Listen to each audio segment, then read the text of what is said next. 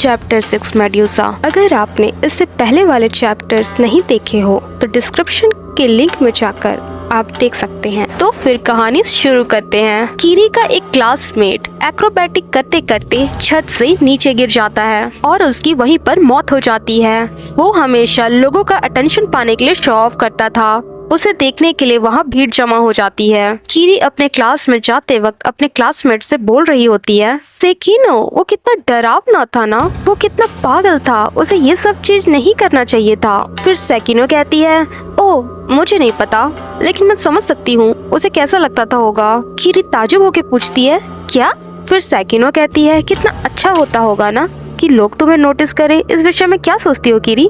कीरी कहती है, मुझे नहीं पता और मुझे ये सब पसंद भी नहीं है। सेकिनो कहती है, क्या सच में? लेकिन मैं ऐसा ही चाहती हूँ, मैं बाहर खड़ा होना चाहती हूँ ताकि लोग मुझे देखें और ये मुझे बहुत ज्यादा पसंद है, लेकिन मुझे नहीं पता कि लोगों को अपनी तरफ कैसे खींचूं। मैं हंगामा नहीं खड़ा करना चाहती, मैं तुम्हें कैसे एक्सप्लेन करूँ, मैं अपने आप को दिखाना चाहती हूँ। फिर कीरी सीची के घर में होती है, जहाँ सीची कीरी को बताता है कुरुजुचो में ऐसे बहुत सारे लोग हैं जो बहुत ज्यादा अजीब बिहेव कर रहे हैं। इस पर जो लड़का छत से गिर गया था वो एक अलग मामला है, कोई क्यों इतना अटेंशन पाने के लिए अपना लाइफ रिस्क में लेना चाहेगा। कीरी कहती है, मैं समझ रही हूँ। सीची फिर कहता है, ये शहर स्पाइरल से दूषित हो चुका है। कीरी कहती है, फिर से नहीं, अटेंशन पाने का स्पाइरल से क्या संबंध है? सीची कहता है, कीरी क्या तुम्हें दिखाई नहीं दे रहा, ये हिप्नोटाइज है। उन दोनों के पास लोगों को अट्रैक्ट करने की पावर है। आँख स्पाइरल्स के पैटर्न को सेंटर तक फॉलो करता है और स्पाइरल सब अपने अंदर खींच लेता है। इसी वजह से लोग स्पाइरल्स के चपेट में हैं और लोगों का अटेंशन पाना चाहते हैं। फिर कीरी कहती है, तो तुम कह रहे हो कि वो स्पाइरल्स की वजह से मरा? सीची कहता है, तुमने सही कहा, सिर्फ वही नहीं लेकिन हर कोई जो अटेंशन पाना चाहते हैं। कीरी कहती है, कहीं सेकिनो भी स्पाइरल से अफेक्टेड तो नहीं? सीची कहता है, हो सकता है। कीरी कहती है, लेकिन मुझे आश्चर्य है कि वो ठीक है। फिर सीची का ध्यान कीरी के बाल की तरफ जाता है। हे, तुम्हें पता है तुम्हारे बाल कुछ ज्यादा लंबे हो गए हैं, तुम्हें काटने की जरूरत है। अगले दिन कीरी अपना बाल बना रही होती है और कहती है, ऐसा लग रहा है कि ये अचानक बड़ा हो गया हो। फिर कीरी स्कूल जाती है और लोग उसे घूर घूर के देख रहे होते हैं। तो कीरी कहती है, मुझे ऐसा क्यों लग रहा है कि लोग मुझे देख रहे हैं? फिर सेकिनो कीरी को पीछे से आवाज देती है, तुमने अपने बाल के साथ क्या किया है? फिर कीरी पीछे मुड़कर अपने बाल देखती है। उसके बाल पूरे घुंघरालू हो गए थे जो स्पाइरल्स की तरह दिख रहे थे। फिर कीरी और सेकिनो दोनों गर्ल्स वॉशरूम जाते हैं। फिर कीरी कहती है, मेरे बाल घुंघरालू कैसे हो गए और मैं इससे छुटकारा कैसे पाऊँ? सेकिनो कहती है, तुम चोटी क्यों नहीं बांध लेती? कीरी कहती है, ये बहुत अच्छा आइडिया है, क्या तुम मेरी हेल्प कर सकती हो? फिर कीरी चोटी बांधकर क्लास में पढ़ रही होती है। क्लास के बीच में कीरी के चोटी का रबड़ अचानक चोटी से बाहर निकलकर नीचे गिर जाता है और कीरी का बाल खुल जाता है। फिर धीरे धीरे करके कीरी के जो बाल हैं पूरे घुंघरालू बन जाते हैं जो स्पाइरल्स के फॉर्म में दिख रहे थे। कीरी कहती है, फिर से नहीं। फिर उसके सारे क्लासमेट का ध्यान कीरी पर जाता है। क्लास के बाद कीरी मार्बल नाम के सैलून में जाती है जिसका सिंबल स्पाइरल फॉर्म में था। कीरी सैलून गर्ल से कहती है, मुझे नहीं पता, मुझे समझ नहीं आ रहा है कि ये ऐसा कैसे हो गया, मैंने अपने बाल के साथ ऐसा कुछ किया भी नहीं है। सैलून गर्ल कहती है, मुझे ठीक तरीके से तो नहीं पता लेकिन मैं आपके हेयर को स्ट्रेट कर देती हूँ। कीरी कहती है, क्या आप इसे काट सकती हैं? मैं छोटे बाल चाहती हूँ और ये अजीब हेयर स्टाइल मुझे नहीं चाहिए। सैलून गर्ल पूछती है, क्या तुम श्योर हो? उसके बाद वो सैलून गर्ल कीरी के बाल काटने लग जाती है। उसके बाद कीरी के घुंघरालू बाल सीधे होके सैलून गर्ल के हाथ को पकड़ लेते हैं और सैलून गर्ल ये सब देख के बहुत जोर से चीखती है और सैलून गर्ल नीचे गिर जाती है और कीरी के बाल हवा में खुलकर उड़ने लगते हैं। सैलून गर्ल डर से कीरी को बोलती है, तुम मॉन्स्टर हो। क्या कीरी के बाल स्पाइरल्स के द्वारा श्रापित थे? क्योंकि वे अचानक बढ़ रहे थे जैसे कि वो जिंदा हो। जब जब कीरी अपना बाल काटना चाहती थी तब तब उसके बाल उसका गला घोटने लग जाते थे और कई बार कीरी को हॉस्पिटल में भर्ती होना पड़ा और ये सब उसके लिए बहुत ज्यादा अजीब था। जब वो अपने बालों को नहीं काटती तब उसके बाल फिर से हवा में उड़ने लग जाते और खुद को घुंघरालू कर लेते। कीरी की मॉम कीरी से पूछती है ये सब कैसे हुआ। कीरी के डैड कहते हैं हमें कुछ करना चाहिए। फिर कीरी की फैमिली कीरी के घुंघरालू बाल को देखकर जो स्पाइरल फॉर्म में थे हिप्नोटाइज हो जाते हैं। कीरी उन्हें देखकर कहती है मॉम डैड आप सबको क्या हुआ है। फिर कीरी समझ जाती है कि उसके बाल में ऐसा पावर है जो लोगों को हिप्नोटाइज करे और अट्रैक्ट करे। फिर कीरी स्कूल आती है और लोग उसे देखते रह जाते हैं। कीरी के बाल जो स्पाइरल फॉर्म में थे और हवा में उड़ रहे थे और लोगों को अपनी तरफ आकर्षित करने के लिए वे अपना शेप बदल रहे थे। और कीरी के टीचर ये सब देखकर कीरी को बहुत जोर से डांटते हैं,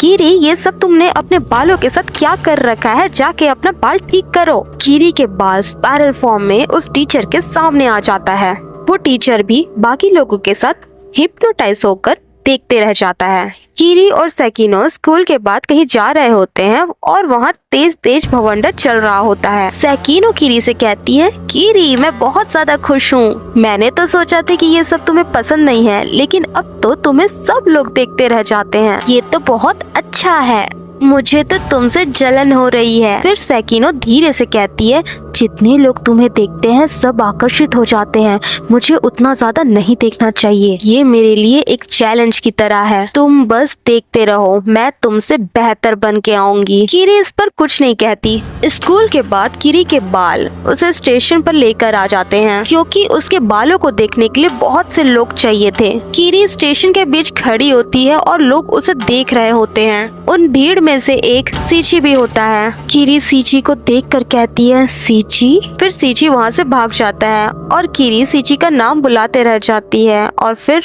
रोने लग जाती है। कीरी को लगता है वो भी इस टाउन की वजह से मर जाएगी क्योंकि वो टाउन स्पाइरल के द्वारा श्रापित है। अब कीरी बहुत ज्यादा कमजोर हो चुकी थी क्योंकि उसके बाल उसका एनर्जी पूरा खींच रहे थे और उसके बाल बढ़ते ही जा रहे थे। फिर कीरी को सेकिनो पीछे से आवाज देती है गुड मॉर्निंग कीरी, तुम मेरी तरफ देखो। सब लोग उसे देखकर हक्के बक्के रह जाते हैं। कीरी जब पीछे मुड़कर देखती है तो सेकिनो के बाल कीरी की तरह घुंघरालू बनकर हवा में उड़ रहे थे। कीरी कहती है सेकिनो। सेकिनो कहती है यहाँ देखो मेरे बाल तुमसे ज्यादा अच्छे हैं, अब मैं तुमसे हार नहीं सकती। कीरी और सेकिनो दोनों आमने सामने थे और उन दोनों के बाल हवा में ऐसे उड़ रहे थे कि वे दोनों लड़ने के लिए जंग के मैदान में खड़े हैं। और उस दिन से उनका स्कूल जंग का मैदान बन गया था।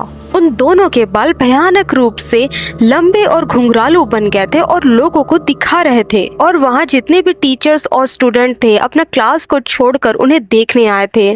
सेकिनो कीरी पर अटैक करने के लिए आगे बढ़ती है। वे दोनों बहुत ज्यादा थके हुए नजर आ रहे थे। सेकिनो कहती है कीरी हार मान लो, हम दोनों में से कोई एक ही लोगों का ध्यान खींच सकता है। कीरी के जवाब ना देने पर सेकिनो बोलती है अब बस बहुत हुआ और अपने बालों से कीरी पर अटैक कर उसका गला दबोचने लग जाती है। फिर कीरी के बाल भी सेकिनो पर हमला करने लग जाते हैं। वे दोनों के बाल आपस में लड़ रहे होते हैं। उन दोनों के लड़ाई के बीच सेकिनो अपने बाल से कीरी का गला इतना जोर से घोंटती है कि उसके चीखें निकल आती है। उसकी आवाज सुनकर सीची वहाँ पहुँच जाता है। फिर सीची कीरी को बचाने के लिए दौड़कर आगे बढ़ता है। फिर सेकिनो के बाल कैंची से काट देता है। सेकिनो के बाल कटने पर सेकिनो जोर से चिल्लाती है। फिर सीची कीरी के बाल देखकर कीरी के बाल काटने लग जाता है।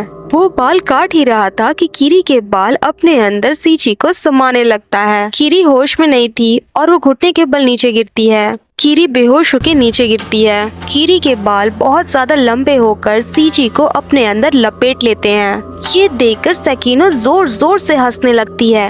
उसे लगता है कि वो जीत गई और खुद को उस शहर की सबसे ज्यादा अट्रैक्टिव लड़की बताती है। सेकिनो कहती है अब मैं कुर्जुचो में सबको दिखाऊंगी, सब लोग मुझे फॉलो करो। और वहाँ से जाने लगती है और सब लोग उसके पीछे हो जाते हैं। कीरी वहाँ बेहोश पड़ी थी और सीची उसके बाल के अंदर था और तभी अंदर से बाहर की ओर कैंची निकलती है और धीरे धीरे करके सीची सारे बालों को काट देता है और कीरी को जगाता है। कीरी, कीरी उठो। फिर कीरी को होश आता है। कीरी कहती है सीची क्या हुआ था? सीची कहता है तुम पूरी तरीके से थक चुकी हो, वो बाल अपने आप को बढ़ाने के लिए तुम्हारा पूरा एनर्जी खींच रहा था। फिर कीरी अपने कटे हुए बाल को देख रही होती है और शहर की दूसरी तरफ सेकिनो जोर जोर से हंस रही होती है। सेकिनो शहर में घूम घूम कर जोर जोर से हंस रही थी और कह रही थी, सब मुझे देखो। और पब्लिक उसके बाल को देख रहे थे और फॉलो कर रहे थे। सेकिनो का घुंघरालू बाल बहुत ज्यादा लंबा हो रहा था और उसकी पूरी एनर्जी खींच रहा था